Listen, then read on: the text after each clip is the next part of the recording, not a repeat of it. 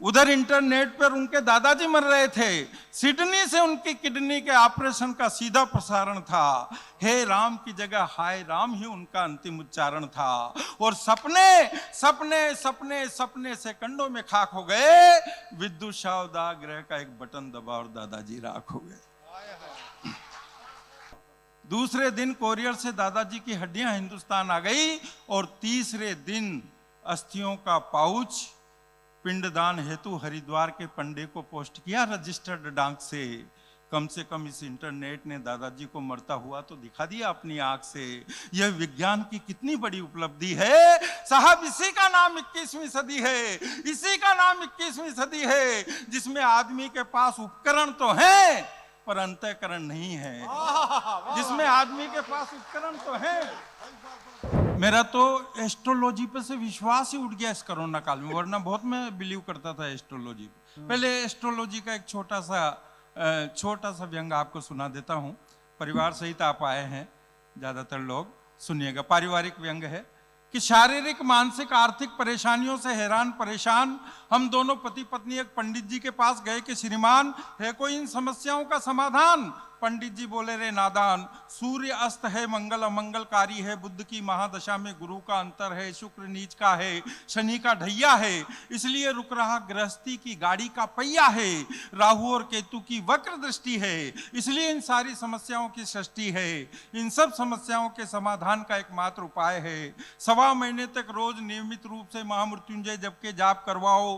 रोज सुबह सुबह 2 बेसन के लड्डू सफेद गाय को और 2 देसी घी में चुपड़ी हुई रोटी काले कुत्ते को खिलाओ। चौथे 5वें दिन झल्लाती हुई, दांत किटकिटाती हुई, बड़बड़ाती हुई मेरी धर्म पत्नी मेरे पास आई और बोली कि पूरे मोहल्ले के 4 चक्कर लगाए आई, न तो कुत्ता मिला और न गाय। घर गृहस्थी की कुछ तो जिम्मेदारियां आप भी संभालो, लड्डू मैंने खा लिए।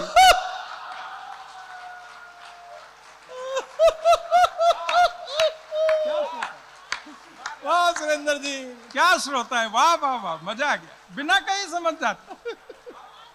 घर गृहस्थी की कुछ तो जिम्मेदारियां आप भी संभालो, लड्डू मैंने खा लिए, रोटियां आप खा लो, लड्डू मैंने खा लिए, रोटियां आप खा लो। बड़ी दिक्कत। अब साहब मैं उस समय पूरा विश्व, हमारे भारत में भी पूरा लॉकडाउन लगा हुआ, कर्फ्यू लगा हुआ, घर से बाहर नहीं निकल सकते। और उधर प्रधानमंत्री जी और हमारे मुख्यमंत्री जी वो अलग, 2 गज दूरी बहुत जरूरी। पति पत्नी अलग अलग कमरों में सो रहे, हर आदमी अलग कमरे, जगह नहीं तो बेचारी पत्नी तो वो चटाई बिछा के किचन में ही। अब वो उधर टीवी, 2 एक काम कर रहे थे लोग, और क्या कर रहे थे आप भी हम भी, या तो टीवी देख रहे थे या नेट चला रहे थे। अब टीवी देख रहे तो वो संयोग से कर्फ्यू लगा हुआ, और उधर वो एक ज्योतिषी जी आए, अब वो राशिफल बता रहे हैं, संयोग से मेरा राशिफल आ गया, मैंने रोक लिया, मैंने कहा देखा। अब वो पंडित जी कह रहे कि आज शाम को ठीक 5:30 बजे 5 शुभ ग्रह आपके घर में एक साथ आएंगे। अब मैंने कहा यहाँ तो पति पत्नी अलग अलग सो रहे हैं, ये 5 लोग और आएंगे, ये कहां रहेंगे? मैं तो टेंशन। और आप बहुत ऊंचाई पे जाएंगे।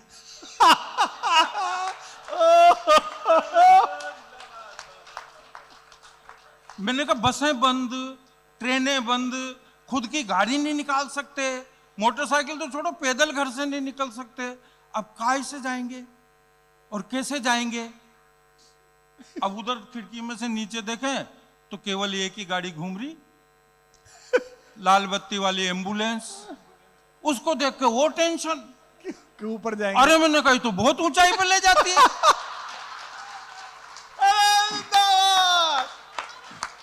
सुरेंद्र जी जवाब नहीं आपका। और ये तो ले ही जाती है फिर वापस थोड़ी लाती है। बहुत ज्यादा टेंशन। मैं तो खाना नहीं खाया, मैंने कहा कैसे जाएंगे, कहां जाएंगे? उधर घड़ी की तरफ देखूं बस 4, 4:15, 4:30, 5, 5:15, 5:30, इतने में बड़बड़ाती हुई किवाड़ खोल के धर्मपत्नी आई और बोले कि फालतू बैठे हो, झाड़ू हाथ में पकड़ा के ऊपर जाके छत पे झाड़ू निकाल करके आओ। और मैंने कहा आगे ऊंचाई पे, इतनी ऊंचाई पे तो आज दिन तक नहीं आए जिंदगी में। ऐसे ऐसे टेंशन सा। अब एक और काम हुआ, आपके यहां भी हुआ या नहीं हुआ मुझे पता नहीं, लेकिन हिंदुस्तान में तो एक काम हुआ कि उस लॉकडाउन ने, कोरोना ने पूरे हिंदुस्तान को हलवाई बना दिया।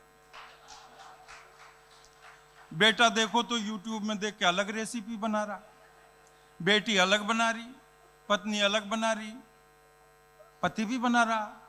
मेरे जैसे को नहीं बनाना आता तो हम बर्तन ही मांज रहे। काम तो कर रहे थे जो देखे वो, और रोज 4-4 नई रेसिपियां, कोई 4-4 मिठाइयां। फर्स्ट लॉकडाउन में तो चला, दूसरे में थोड़ा मामला आधा रह गया, तीसरे में तो यूट्यूब में रेसिपियां ही खत्म हो गई। अच्छा, उस टाइम पे एक और बात नहीं कि ऐसा लग रहा था जैसे हिंदुस्तान में कोरोना को नहीं, मैदा और सूजी को खत्म करना है देश। आए दिन लाओ मैदा, लाओ सूजी, लाओ बेसन। अब बाहर कर्फ्यू लग रहा है, कैसे लाएं, क्या करें। अब नहीं, पकोड़े बनाने इतने दिन हो गए, 2 महीने हो गए, बेसन लाओ। कैसे क्या करें। मैंने एक किराने वाले दोस्त को फोन किया, मैंने कहा यार बड़ी दिक्कत आ रही है, बेसन दे दे, मैदा सूजी वगैरह ये थोड़ा, कि यार कर्फ्यू लग रहा है। मैंने कहा ऐसा कर, पीछे का गेट खोल के और तरकीब से दे दे, कि ठीक है तू गलियों गलियों में से आ जा, मैं करता हूँ व्यवस्था। उसने बेचारे ने पीछे का गेट खोला, मैं गलियों गलियों में से गया, वो बेसन तोल ही रहा था, इतने में पुलिस की गाड़ी आ गई, हो लिया काम। घर पे गया, बोले ले आए बेसन। मैंने कहा बेसन तो नहीं ला पाया, सूजी लाया हूं। बहुत अच्छे।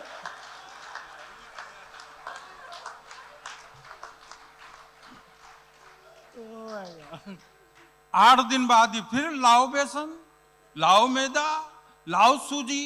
परेशान कर लिया। मैंने फिर उसको फोन किया, मैंने कहा यार सूजी पड़ी है क्या। वो बोला जिस दिन से तू बेसन ले गया ना, उसी दिन से सूजी पड़ी है।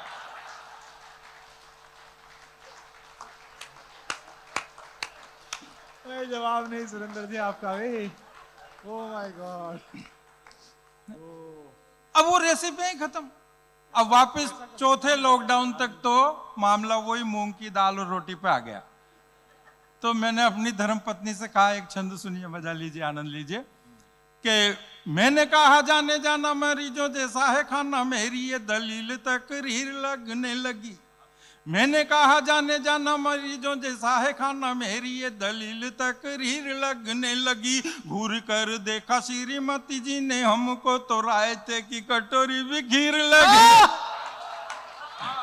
रायते की कटोरी घूर कर देखा श्रीमती जी ने हमको, तो रायते की कटोरी भी खीर लगने लगी। जो भी बने जैसा बने चुपचाप खा लो भाई, बात बड़े बूढ़ों की नजीर लगने लगी। और बेलन जो धार कर निकली किचन से, तो तरकारी लौकी की पनीर लगी।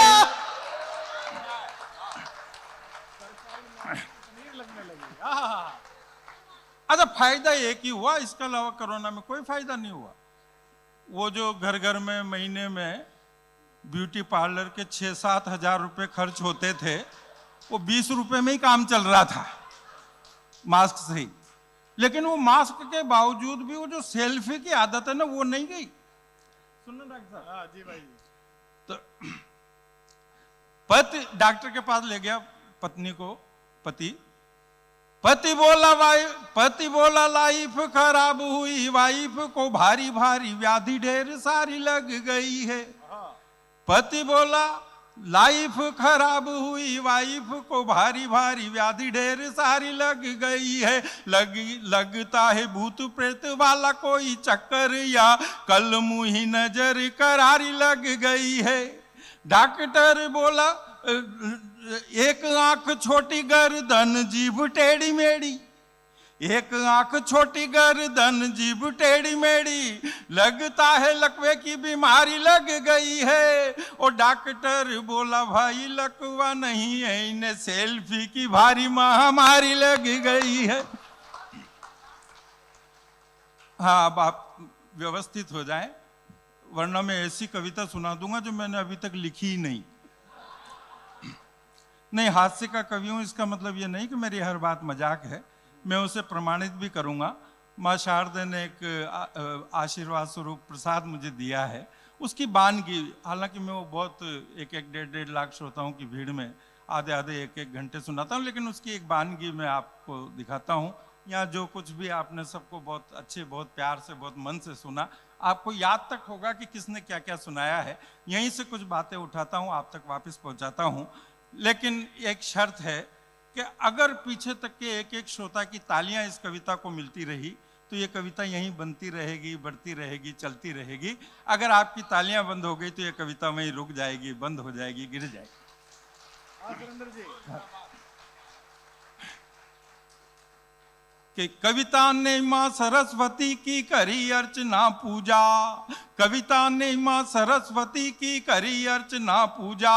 अरे काव्यमयी हो गया यहाँ का वातावरण समूचा, आरती माता की उतारी रे बजाओ तालियां, आरती माता की उतारी रे बजाओ तालियां।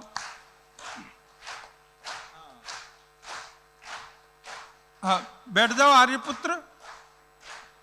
आप 3-4 चक्कर लगा लिया आपने, आपसे ही बोल रहा हूं कि बैठ जाओ जी आर्यपुत्र, बे मतलब घूम रहे हो। अरे आज नहीं आई है वो तुम जिसको ढूंढ रहे हो, दिल की है इनको बीमारी रे बजाओ। जवाब नहीं आपका।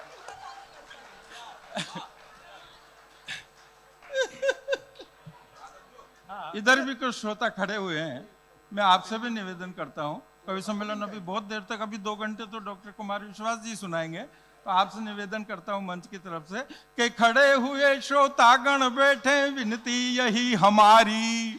अरे खबर छपेगी कल पुरुषों के पैर हो गए भारी, यहाँ बैठे हैं अखबारी रे बजाओ तालियां, यहाँ बैठे हैं अखबारी रे।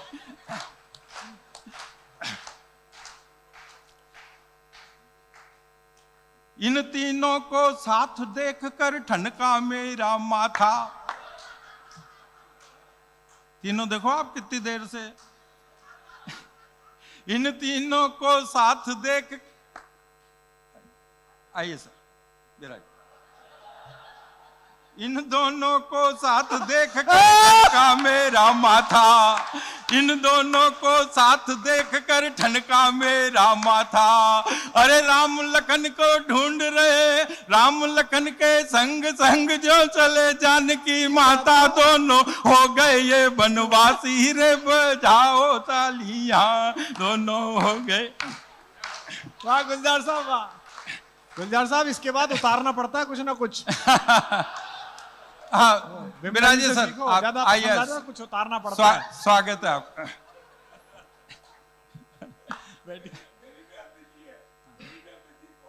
वाह। इस पूरी महफिल में ये ही एक श्रोता है साचे, हर कवि की कविता पर ये तो झूम झूम कर नाचे। इनकी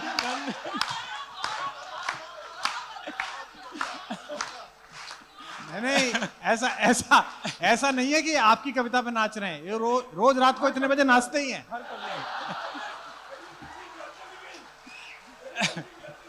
कह रहे हैं कि बीवी घर चली गई और 3 और अंदर चले गए।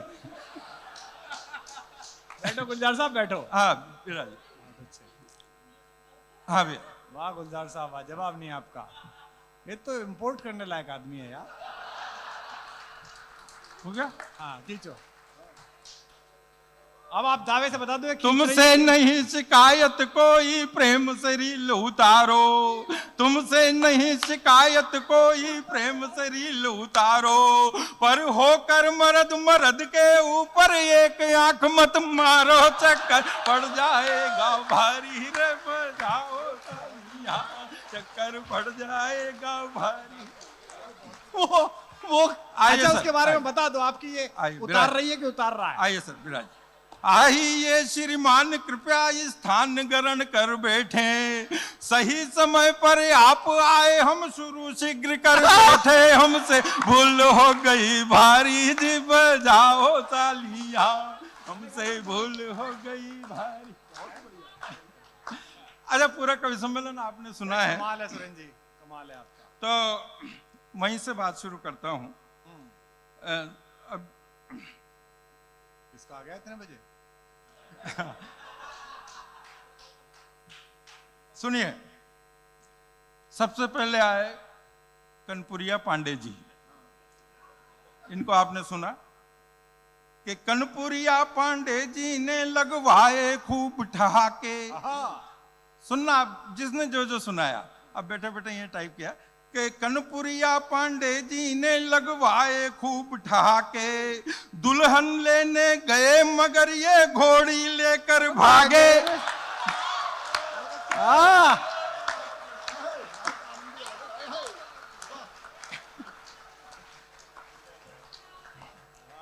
ये आप दोनों जा रहे हैं या आ रहे हैं? अच्छा, ये मैं देख रहा हूं बहुत देर से, शुरू से, जब से कवि सम्मेलन में पुरुषों का जोड़ा जाता है और पुरुषों का जोड़ा आता है। हालांकि हमारे भारत में तो अब कानून ने भी मान्यता दे दी है, यहां तो शायद के रीत रिवाज पे कहो के भैया नहीं समझ में आते। अरे यहाँ पुरुष भी पुरुषों के संग जोड़े से ही जाते, इनकी रहे सलामत यारी रे बजाओ तालियां, इनकी रहे सलामत सुरेंद्र जी, जवाब नहीं आपका। के कनपुरिया पांडे जी ने लगवाए खूब ठहाके, दुल्हन लेने गए मगर ये घोड़ी लेकर भागे, दुल्हन रोती रही बिचारी रे बजाओ तालियां। के हेमंत पांडे के बाद मंच पर आई सोनल जैन। हेमंत पांडे के बाद मंच पर आई सोनल जैन, प्रेम प्यार के चक्कर में ये रहती है बेचैन, गा गई खुद की प्रेम कहानी रे बजाओ तालियां, गा गई खुद की प्रेम कहानी। और जिस मन से आपने स्वयं को सुना है, वहीं पता लग गया था कि आज का कवि सम्मेलन ऐतिहासिक होने वाला। बात तो है कि स्वयं श्रीवास्तव के गीतों ने महफिल को लूटा, स्वयं श्रीवास्तव के गीतों ने महफिल को लूटा, उनको सुनकर पलकों से आंसू का फव्वारा छूटा, दिल पर छप गई छाप तुम्हारी रे बजाओ तालियां, दिल पर छप गई छाप तुम्हारी रे बजाओ तालियां। जवाब नहीं आपका। फिर मोहनजोदड़ो हड़प्पा सुखम भी थी कि अच्छा, हम सबसे पीछे पड़ रहे थे, बोले तुम्हें वहां भी ले चलूंगा। मैंने कहा कहाँ? कि पटाया। मैंने कहा मैं नहीं जाऊंगा, क्योंकि पटाया जाए, पटे नहीं पटे, पिटा के वापिस आए। मैंने कहा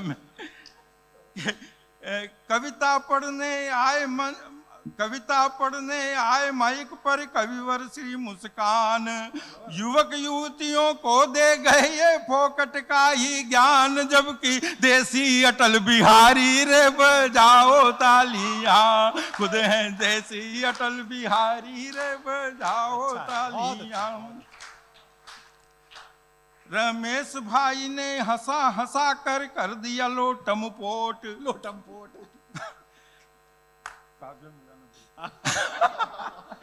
रमेश भाई ने हंसा कर दिया लोटम पोट। और कवि इस पर, अगली पंक्ति पर अब तक की सर्वाधिक तालियां आनी चाहिए, अगर आपको लगे कि सही कर रहा हूं। रमेश भाई ने हंसा कर दिया लोटम पोट, कविता अपनी कविताओं से कर गई है विस्फोट, शब्दों की कर गई बमबारी रे बजाओ तालियां, शब्दों की कर गई बमबारी रे। बहुत अच्छा। जवाब नहीं सुरेंद्र जी आपका। ये कविता नहीं थी। नहीं, मैं जिम्मेदार मंच से। और पवन जी, दो पंक्तियां आप भी सुन लीजिए। इनको बड़ी चिंता थी, बोले पता नहीं किसको ला रहे हैं। हाँ नहीं, इसने मुझसे पूछा, मैंने कहा सुरेंद्र यादवेंद्र, तो इसको लगा लक्ष्मीकांत प्यारेलाल की तरह दो आदमी आएंगे। नहीं, ये होता है। मैं लिखता हूँ सुरेंद्र यादवेंद्र, ट्रेन में वो फॉर्म रिजर्वेशन के लिए या कहीं भी, तो वो पूछता है काउंटर वाला सुरेंद्र लिखूं या देवेंद्र यादवेंद्र। अच्छा, नई जगह पे जाता हूं तो लोग बाग समझते हैं कल्याण जी आनंद जी का जोड़ा आ रहा है, जैसे जोड़े से नदीम श्रवण लक्ष्मीकांत प्यारेलाल। मैं कहा करता हूँ नाम पर ध्यान नहीं देना चाहिए, आदमी का काम अच्छा होना चाहिए। मैं तो कॉलेज में पढ़ता था तो पूरा कॉलेज एक लड़की को भुआ जी कह करके चिढ़ाता था। अच्छा, जो देखो भुआ जी मैं नहीं चिढ़ाता था। क्यों? क्योंकि पूरा कॉलेज मुझे फूफा जी कह करके चिढ़ा। वही जो शुरू में आए थे।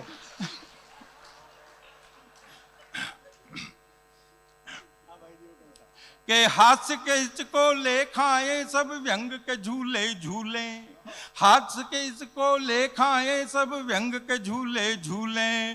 पवन जी का यह आयोजन खूब फले और फूले, सबकी रहे चेतना जारी रे बजाओ तालियां सबकी। लीजिए,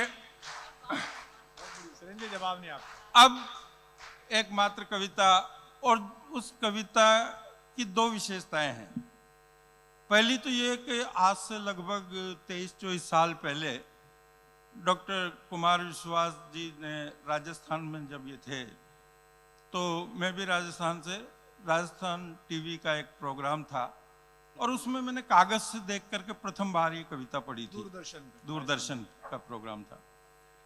तो जब डॉक्टर साहब की टिप्पणी ये थी कि मुझे मतलब विश्वास नहीं हो रहा है कि ये कविता आपने लिखी है, क्योंकि मैं हास्य का कवि और उस टाइप की कविता वो थोड़ी अलग हटके थी। दूसरी विशेषता ये है कि ये कविता मैंने जब लिखी जब मोबाइल केवल 4 मेट्रो सिटी में आया था, दिल्ली, मुंबई, चेन्नई और कोलकाता। इंटरनेट तो था ही नहीं। और उसमें भी बस 2-3 फंक्शन थे, मैसेज कर सकते थे, फोन पे बातचीत कर सकते थे, और ये इस तरह के 2-3 फंक्शन थे, फोटो भेज सकते थे। तो वो मेट्रो सिटी वाले कई बार ट्रेन में सफर में मिल जाते थे, तो वो चर्चा करते थे ऐसी एक जादू की डिब्बी आई है, उसमें 1 सेकंड में फोटो विदेशों में भेज दो, मैसेज भेज दो, ये वो। तो हम सुना करते थे, देखा तो बहुत दूर की बात थी। तो कल्पना में उनकी बातें सुन करके मैंने एक कविता लिखी। और मैं क्या, मेरी औकात नहीं, मेरी हैसियत नहीं कि वो कविता मैं लिख सकूं। माँ शारदे की कृपा मुझ पर हुई, मुझे माध्यम बनाया और वो कविता मुझसे लिखवा ली। लेकिन आज की स्थिति में उस कविता जो मैंने पूरी कल्पना में लिखी थी, एक एक कल्पना हकीकत में बदल चुकी है। एक भी लाइन उसमें ऐसी नहीं है जो मैंने कल्पना की थी और वो आज हकीकत में नहीं बदली है। बस उसे सुनाना चाहता हूं। अच्छी कविता है। छोटी सी उसकी भूमिका है। विषय उसका जो परिवारों में विघटन हो रहा है, एकल परिवारों की प्रथा बढ़ती जा रही है, संयुक्त परिवारों का चलन बंद होता जा रहा है, पीड़ा उस कविता की ये है। और उसकी पीछे की जो भावना है वो ये है, याद कीजिए आप सब लोग, आज से कुछ साल पहले, 40 साल पहले, जब ये मोबाइल वगैरह कुछ नहीं थे, एक आदमी आपकी गली और कॉलोनी में आता था जिसका सबको इंतजार रहता था। उसका एक टाइम निश्चित होता था हर घर के ऊपर, और आप घर के गेट पर उस आधे घंटे उसका इंतजार करते थे, जिसे हम पोस्टमैन और डाकिया कहते हैं। वो जिस घर की तरफ मुड़ जाता था वहां खुशियों की लहर छा जाती थी, और जिस घर के आगे से निकल जाता था वो थोड़ा सा दुखी हो जाता था कि आज अपने यहाँ किसी का पत्र नहीं आया, कोई अंतर्देशी नहीं आया, कोई पोस्ट कार्ड नहीं आया।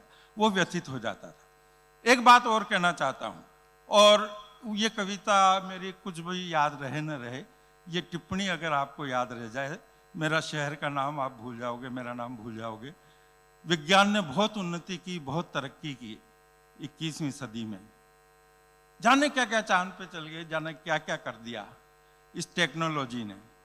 लेकिन साहब, अभी तक ये टेक्नोलॉजी उन एहसासों को छू तक नहीं पाई है, और उससे आगे जा भी नहीं सकती कि जब किसी के यहाँ कोई पत्र आता था और पत्र अंतर्देशी खोला जाता था, तो उसमें कुछ शब्द धुंधले धुंधले नजर आते थे। उससे उसको पता लग जाता था कि ये पत्र लिखते लिखते अगला आदमी बहुत रोया है। वो आंसू सूख गए होते थे और उन सूखे आंसुओं को एहसास करके, महसूस करके जब उस पर गीले और गर्म आंसू उन आंसुओं पर पड़ते थे और वो सूखे आंसू और ये गीले आंसू जब गले मिलते थे आपस में, वो जो एहसास है वो दुनिया की कोई टेक्नोलॉजी पैदा नहीं कर सकती, न कर पाए। क्या बढ़िया बात। वाह सुरेंद्र जी, सुनाइए। सुनिए, 21वीं सदी में विज्ञान का विस्तार, नए नए आविष्कार, नए नए चमत्कार अजीबोगरीब रंग दिखाएंगे। अब वीडियो फोन में आवाज के साथ साथ फोटो भी नजर आएंगे। उस समय नहीं था ये चलन जब कविता लिखी। मैंने एक भी लाइन चेंज भी नहीं की, इसकी एज इट इज सुनाता हूं। अब वीडियो कॉल में आवाज के साथ साथ फोटो भी नजर आएंगे। मोबाइल पेजर से भी गए गुजरे हो जाएंगे। नाइयों के कोके और बुलावे देने के काम में आएंगे। हेलो, छज्जू नाई बोल रहा हूं भाई जी, काका करोड़ी मल के पोते की है सगाई जी, सब परिवार आना है, चूल का नोता है। अरे आजकल तो 1.5 साल का बच्चा भी कॉर्डलेस फोन पर ही रोता है। आजकल तो 1.5 साल का बच्चा भी कॉर्डलेस फोन पर ही रोता है। तत्काल काम वाली बाई के पेजर पर पिप पिप की आवाज के साथ कॉल आती है। पियोनी को बोतल से पाउडर का दूध पिला देना, फास्ट फूड खिलाकर आराम से सुला देना, और बाप इंटरनेट पर बेटे से गिड़गिड़ा रहा है, बेटे दमे की दवाई 10 दिन से खत्म हो रही है, आज जरूर ला देना।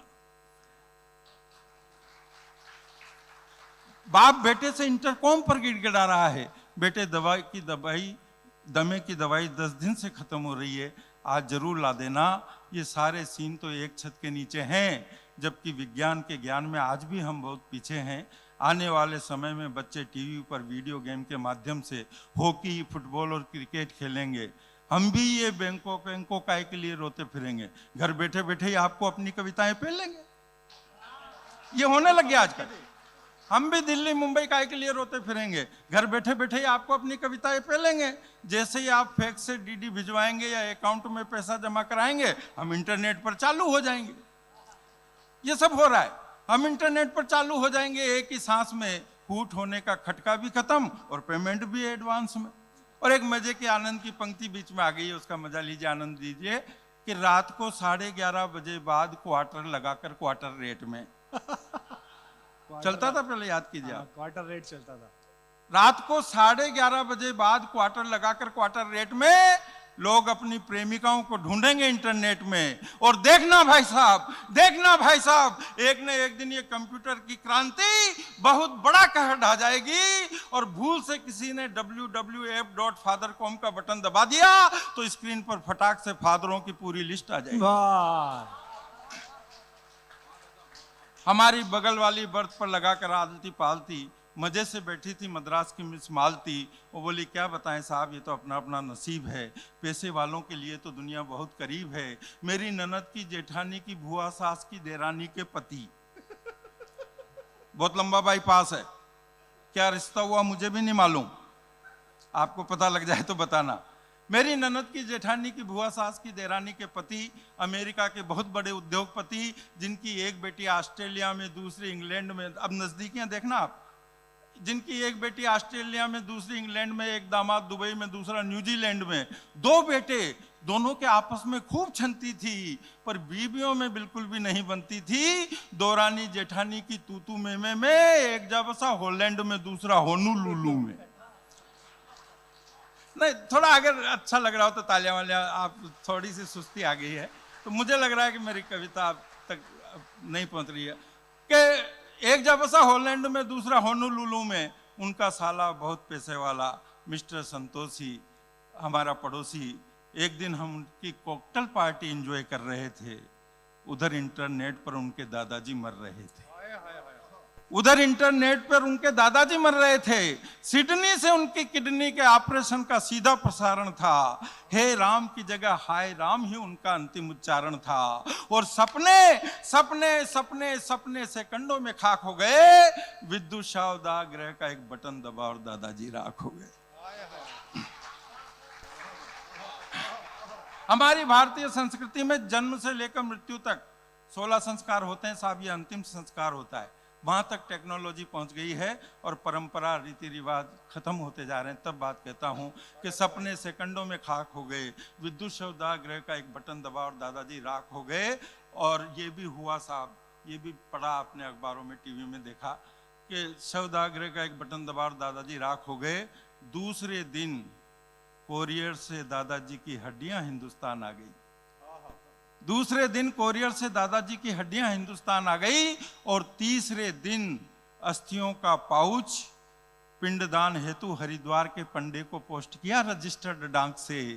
कम कम इस इंटरनेट ने दादाजी को मरता हुआ तो दिखा दिया अपनी आंख से। यह विज्ञान की कितनी बड़ी उपलब्धि है साहब। इसी का नाम 21वीं सदी है, इसी का नाम 21वीं सदी है, जिसमें आदमी के पास उपकरण तो हैं पर अंतःकरण नहीं है।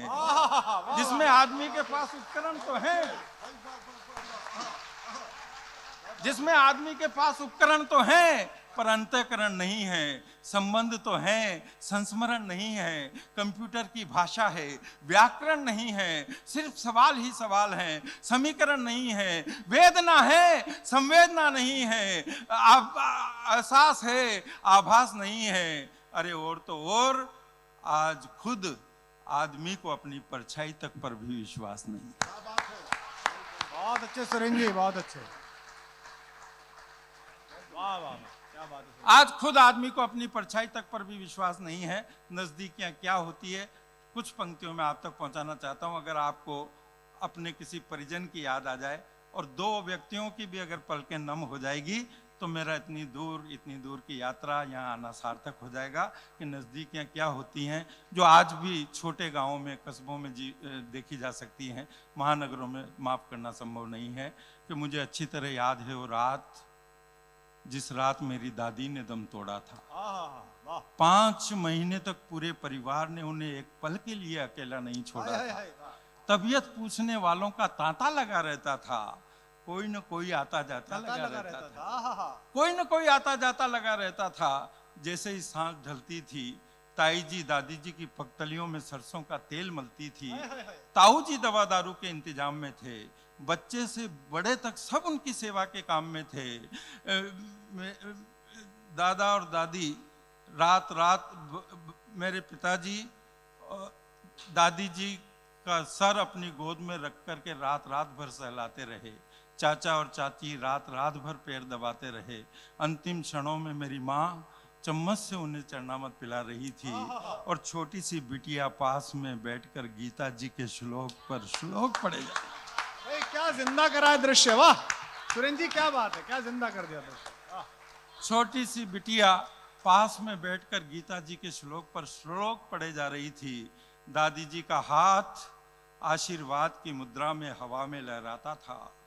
जैसे ही हाथ हवा में लहराकर परिवार के किसी भी सदस्य के सर से टकराता था, खुश रहो सुखी रहो, खुश रहो सुखी रहो, यह वाक्य अनायास उनके श्रीमुख से निकल जाता था। यह वाक्य बहुत बहुत शुक्रिया। एक बार जोरदार तालियां सुरेंद्र जी के लिए, वाह वाह वाह वाह। सुरेंद्र जी शुरू में तो कमाल